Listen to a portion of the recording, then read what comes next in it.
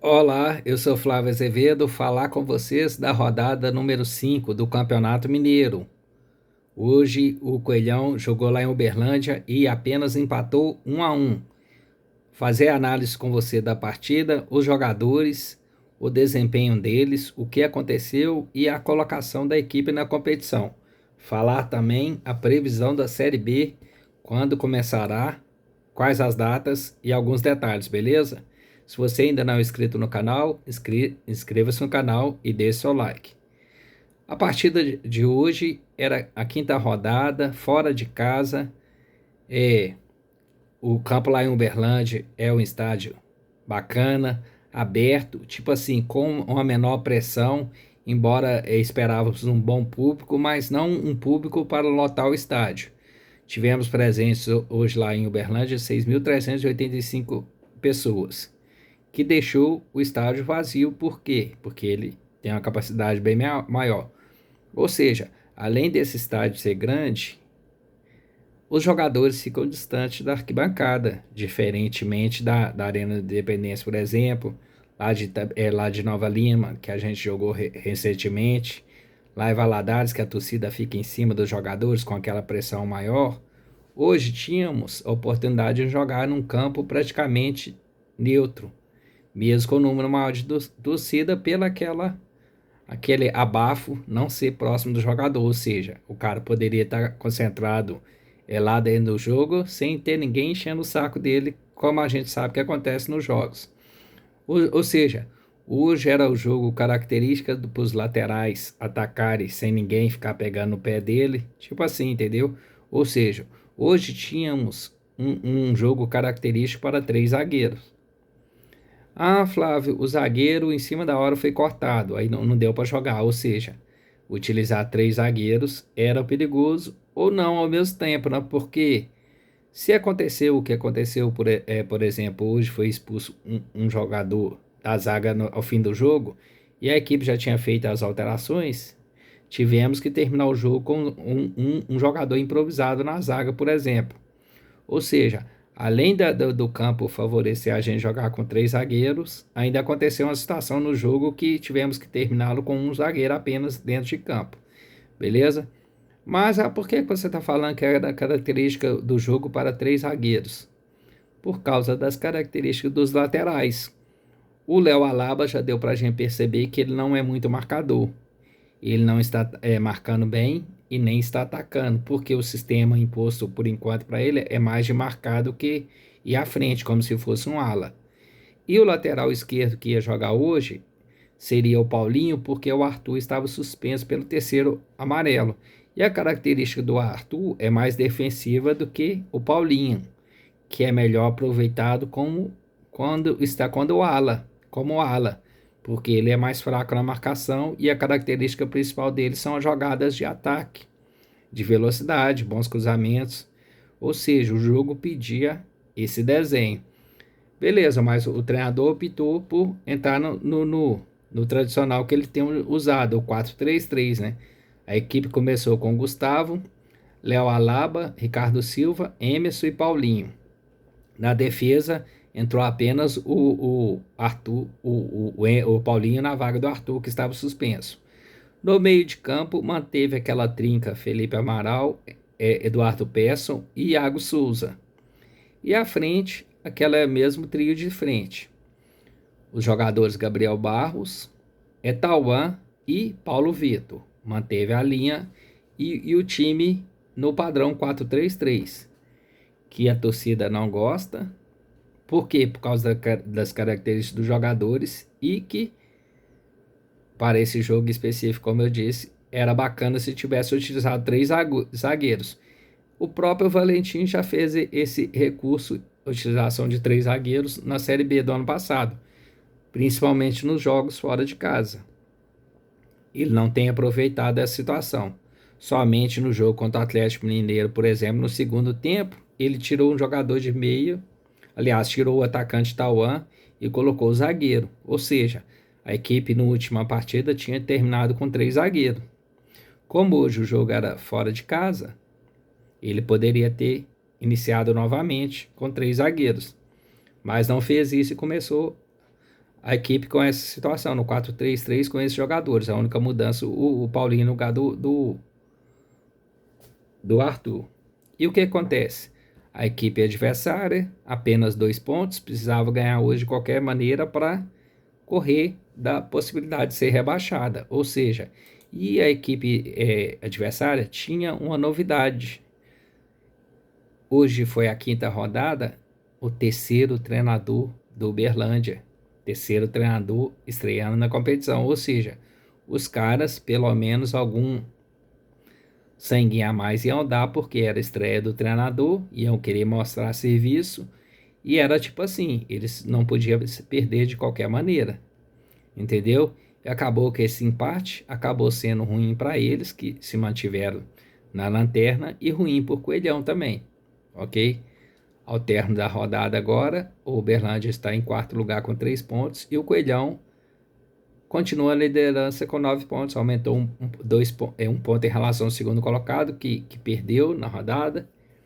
O Pouso Alegre perdeu de 5-2 para o Norte, de goleada inclusive. O outro time da chave, o Betim com 5 pontos, joga nesse domingo contra o Atlético, aliás, lá em São João del Rei. Precisamos que essa equipe não ganhe, porque se ele ganhar, ele vai a 8 pontos, se aproxima da gente, beleza? Seria o ideal, pelo menos, um empate entre as equipes, ok? Se o Atlético vencer, é bom que mantenha a distância do Betim com o Coelhão e força aos adversários, o Cruzeiro, por exemplo, a vencer esses nossos adversários, que acaba nos ajudando no confronto entre eles, beleza? Porque são 3 grupos e a gente não vai enfrentar nem o Pouso Alegre, nem o Betim, nem a Tomense, beleza? Ou seja, era jogo muito próximo da gente trazer 3 pontos e não aproveitamos. A primeira etapa foi aquele jogo sem muita situação de gol e um erro muito grave que a equipe nossa está cometendo. A gente está com alto percentual como é que fala? De posse de bola, porém a nossa posse de bola está numa coisa irritante do que a bola está lá no meio de campo, em vez da gente seguir para o ataque, volta a bola para o goleiro. O goleiro manda para o lateral manda para o goleiro, que manda para o meio de campo, que volta para o goleiro, e a jogada não prossegue no ataque. Fizemos isso quase a primeira etapa toda. Em 3 ou 4 oportunidades, quase o goleiro ou o zagueiro entregou a paçoca lá atrás. O lateral Alaba entregou a paçoca lá atrás e o goleiro Gustavo várias vezes chutou a bola no pé do adversário. A equipe tem saído essa jogada lá atrás e tem errado muito os passes lá atrás, cometendo equívocos nessa saída de bola. Tá faltando visão do treinador e da comissão técnica, essa jogada não está dando certo. Vamos entregar a paçoca, podemos perder jogador expulso ou sofrermos algum gol. Estamos trazendo o adversário para dentro na nossa área, trazendo perigo para o nosso gol. Essa jogada é importante? Durante todo o jogo, é irritante, na minha opinião. Deveria pensar outro sistema de reter a posse. É bom a retenção da posse da bola? Sim. Enquanto a bola estiver conosco, a gente não sofre perigo de gol. Mas isso a gente tem que pensar do meio para frente. Lá, do meio para frente, é tocar a bola até achar o espaço adequado para o ataque. Lá na frente, se perder, se errar o passe, dá tempo de recompor. Tocando bola lá atrás, a paçoca ainda vai azetar. Isso foi irritante hoje a primeira etapa. E o Uberlândia, apenas no caso da raça, o meio de campo estava pegador. Mais uma vez, era importante a gente ter 3 zagueiros, porque seria mais um cara alto, que poderia fazer a função de líbero, por exemplo, e teria o outro marcador, o único volante de marcação que a gente tem, que é o Felipe Amaral. E a equipe deles, o meio de campo deles estava chegando forte, toda hora fazendo faltas. Os nossos outros 2 meias são franzinos, o Iago Souza e o Persson lá, são jogadores pequenos e franzinos, apanharam o jogo todo. Era mais um motivo para engrandecer a nossa equipe. O treinador, já que ele não começou com 3 zagueiros, a alteração que ele poderia ter feito era, após o intervalo, colocar mais um zagueiro, tirasse um dos 3 atacantes que foram apagados. O Gabriel Barros não jogou nada, o Paulo Vitor menos ainda, só ajudando em marcação os dois. Ou seja, se é para ajudar em marcação, coloque um marcador de origem. A gente estava perdendo o meio de campo para a equipe adversária e não fez essa alteração. Aí no intervalo nós fizemos a alteração lá. Deixa eu só ver aqui quem que entrou no lugar de quem. Na verdade, a gente voltou com os mesmos jogadores, né? Aí logo de saída, aos 2 minutos, em uma bola rápida do Tauan, ele cruzou no segundo pau, que estava os dois, o Persson e o lateral direito. A Laba estava lá também. Ou era o Paulo Vitor que estava presente com ele. E nesse cruzamento, no segundo pau do Tauan, deixa eu ver quem estava aqui. Era esse mesmo, era o Alaba que estava com ele lá. E chegou chutando e pegou o goleiro de surpresa. A bola bateu na trave, passou por debaixo do goleiro e abrimos o marcador logo aos 2 minutos da segunda etapa.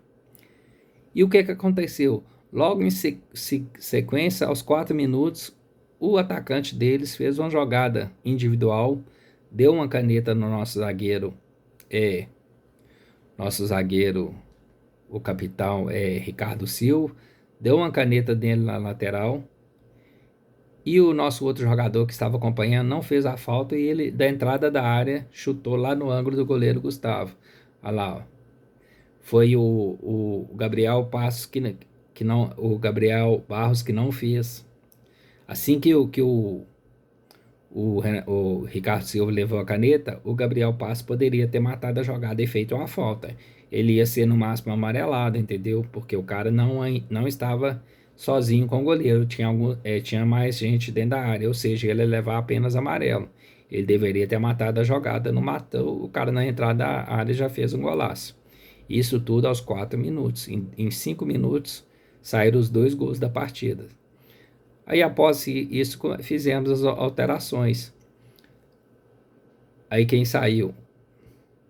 O Iago Souza saiu para a entrada do Val Soares. E o Everton Brito entrou no lugar do Tauan. As 2 primeiras alterações. A equipe do Uberlândia estava crescendo na partida e criando várias chances de gol, com o goleiro Gustavo fazendo boas defesas e continuava a saída de bola errada no meio da defesa para o meio de campo. A insistência em jogar a bola no meio de campo, e o adversário estava marcando forte, estava chegando junto e tomando essa bola. Aí o treinador fez as últimas 3 alterações. Entrou o Elisário no lugar do Peço, o Val Soares entrou no lugar do Iago Souza, e o Segovinha estreou no lugar do Gabriel Barbosa, fazendo assim as 5 alterações. E o que aconteceu? Logo em seguida, o zagueiro Emerson foi expulso. Essa equipe que entrou estava fria no jogo ainda e o zagueiro Emerson foi expulso. Ele tinha acabado de levar um cartão amarelo no meio de campo, uma jogada que, se o árbitro olhasse no VAR, teria dado ao vermelho para ele direto. Isso no meio de campo do lado esquerdo. E logo em seguida, aos 36 minutos, ele fez uma outra falta. Um passe errado lá na frente do Segovinha, eles deram o passe para o meio de campo e o jogador driblou o Emerson facilmente e ele teve que fazer a falta, ele já tinha amarelo, foi expulso. A equipe terminou os últimos 15 minutos de partida com 1 a menos.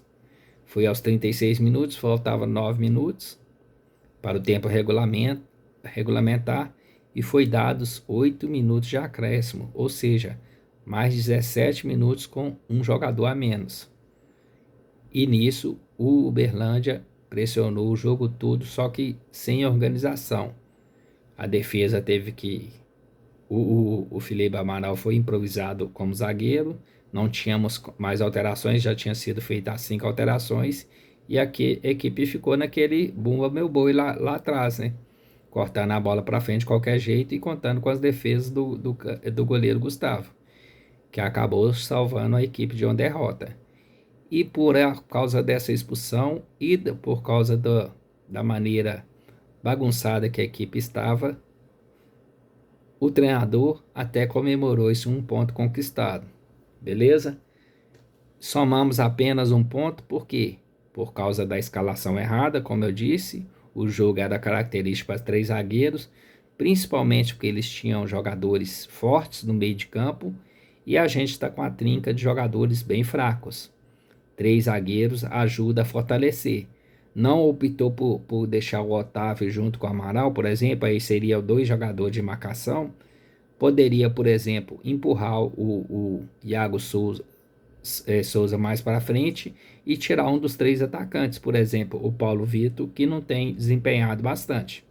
A única participação boa que ele teve até hoje foi lá contra o Atlético Mineiro, mas cara a cara, em vez de ele fazer o gol, foi no rebote do chute dele que o Gabriel Barros fez o gol quarta-feira passada.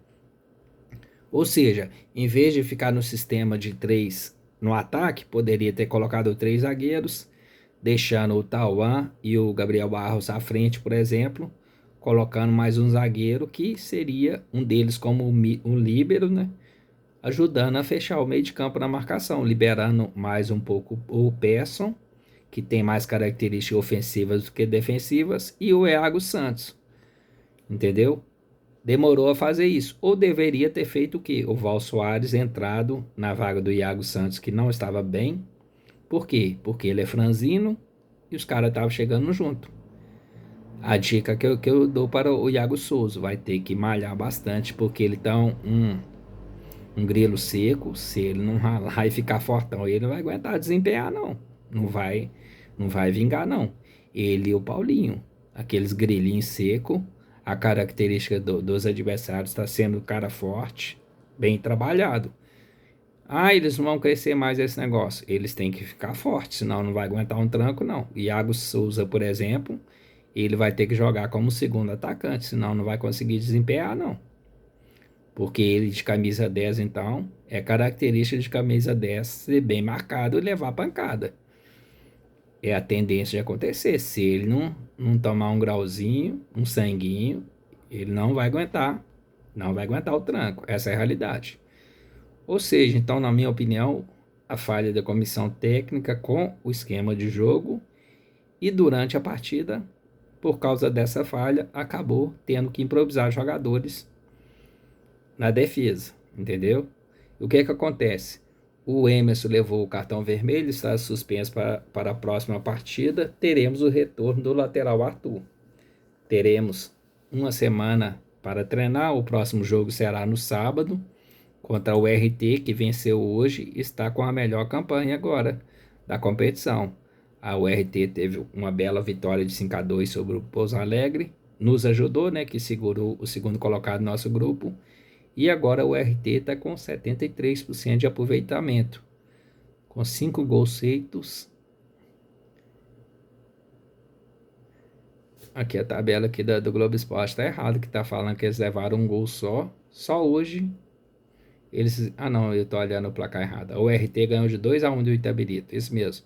Fez 5 jogos e quem ganhou de 5-2 foi o Norte. O RT ganhou de 2-1 do Itabirito, que a gente apenas empatou. O Itabirito continua mal no grupo dele, é o segundo pior do grupo. Tá vencendo.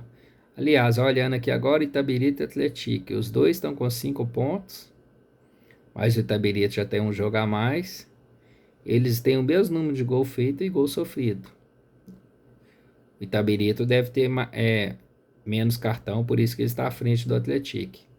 Ou seja, hoje o Norte ganhou do Pouso Alegre 5-2, está na liderança do grupo C, 8 pontos. O Cruzeiro é o segundo colocado, ele joga contra o Atlético amanhã. No nosso grupo, o Coelhão somou 1 ponto, está com 9. O Pouso Alegre perdeu hoje de 5-2 de goleada, está com 7 pontos e com saldo negativo de 1 gol. E o Betim joga amanhã contra o Atlético. Torcer para que dê um empate, né?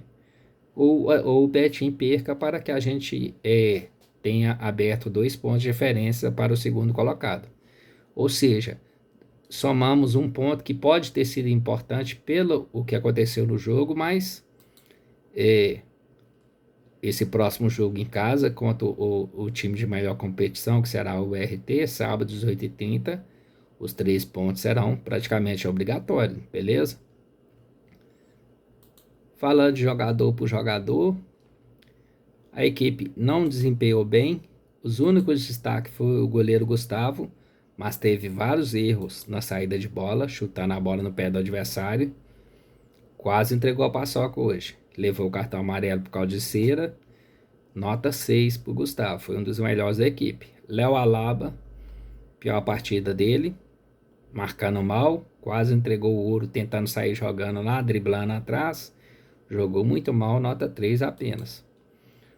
O lateral Samuel precisava ter mais umas minutagens. Na minha opinião, no próximo jogo ele deveria jogar com 3 zagueiros e nas laterais, na direita o Samuel e na esquerda o Arthur, quanto ao RT. Na minha opinião, tinha que dar mais rodada pro Samuel, porque ele já demonstrou ser melhor do que o Léo Alaba.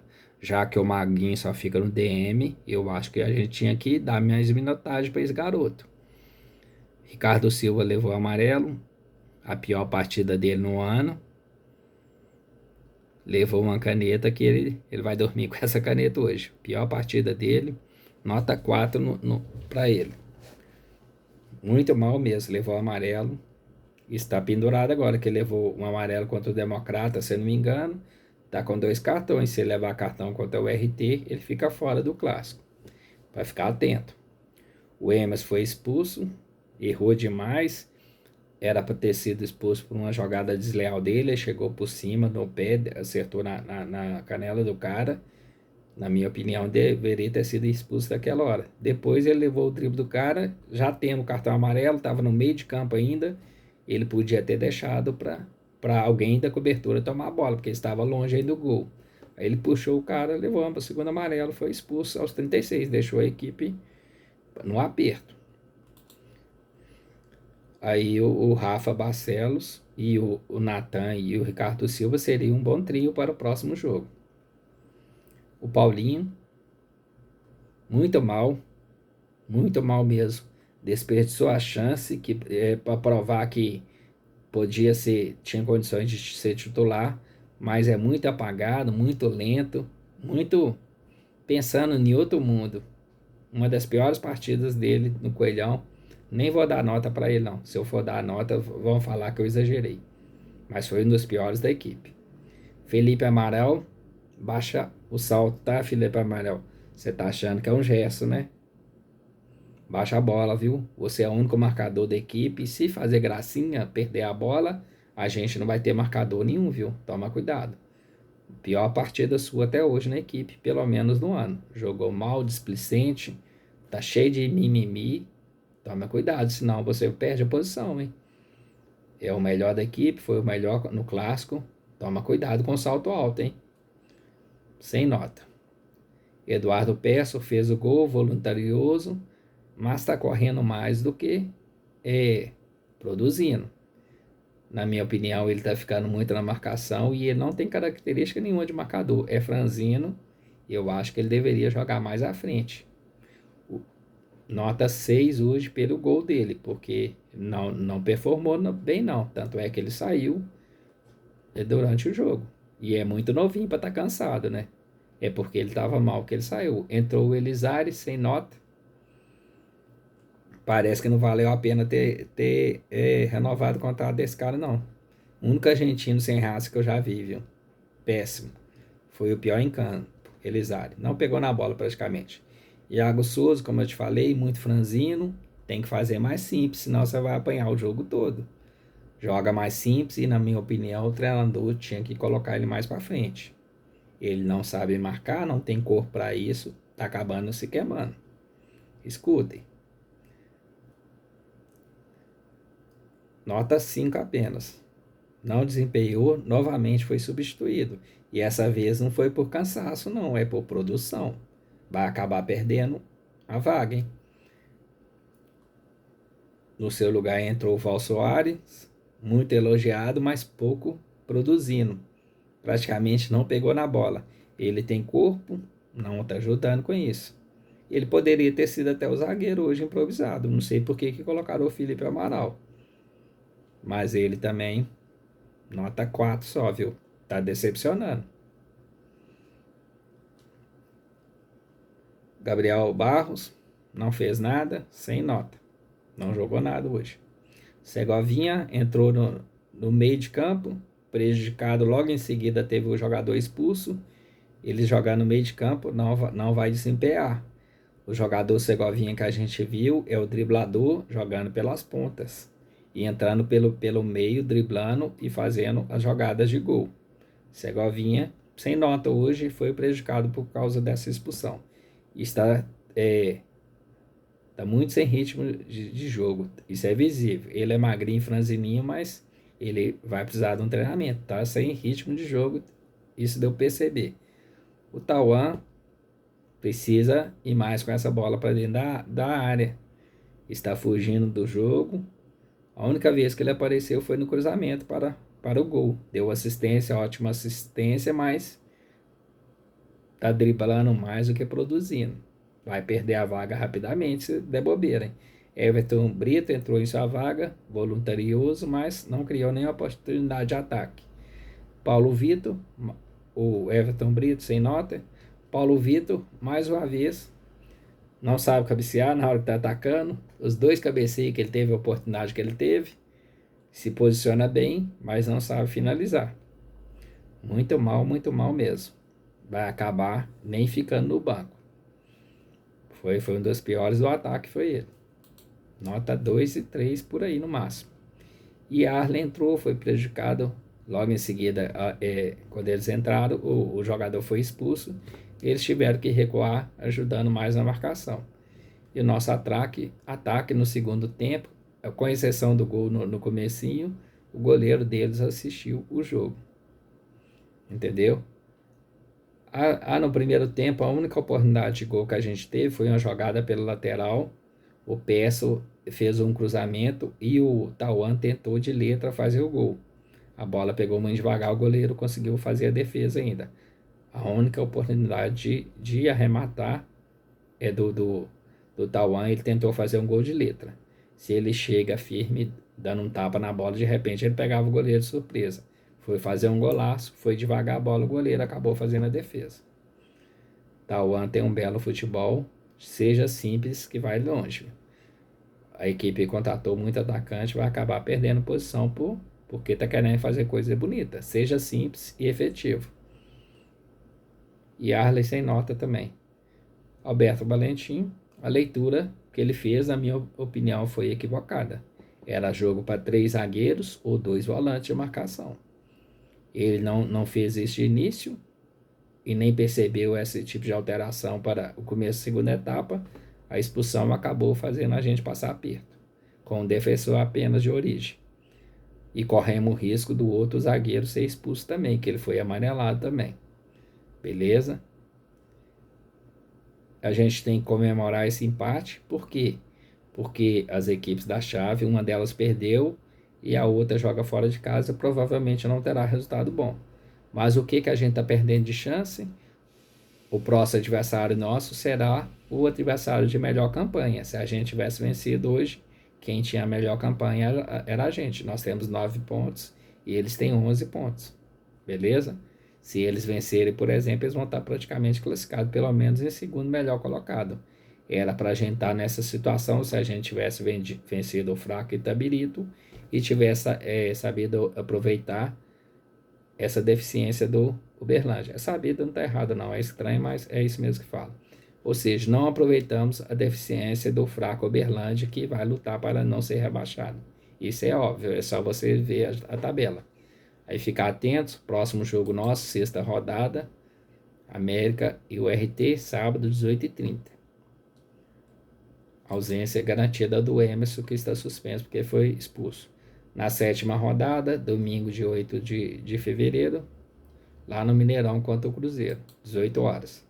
E para fechar, em princípio, todos os times, no sábado, às 19 horas, dia 14, é sábado de carnaval. Esses jogos estavam marcados para 4h30, mas foi alterado o horário, beleza? Última rodada, todos os jogos sábado, 19 horas. Beleza? No começo do vídeo eu falei que ia falar sobre a Série B. A Série B, no site que eu vi lá da CBF, a programação do calendário de 2026. O que está escrito lá? A previsão do início da Série B é dia 21 de março, ou seja, hoje é dia 25 de janeiro. Faltam menos de 2 meses para começar a competição. A gente precisa, na minha opinião, contratar mais um zagueiro. Por quê? Por causa das suspensões, das situações, sistema de jogo diferente, mais um zagueiro, mais um lateral direito, porque o Maguinho parece que não tem condições físicas para jogar, mais um lateral esquerdo, porque o Paulinho está mostrando deficiência muito grande, não está atacando nem marcando. Beleza? O Arthur já demonstrou a característica dele de leva muito amarelo, precisamos de mais laterais. Um volante de origem, volante mesmo marcador, e de preferência que tenha bem mais corpo do que o Felipe Amaral. Isso necessita, tá? Um volante, não precisa ser grandão não, mas ele tem que ser forte. Quando chega junto, ele toma o espaço do jogador adversário. Falta esse jogador de origem na equipe.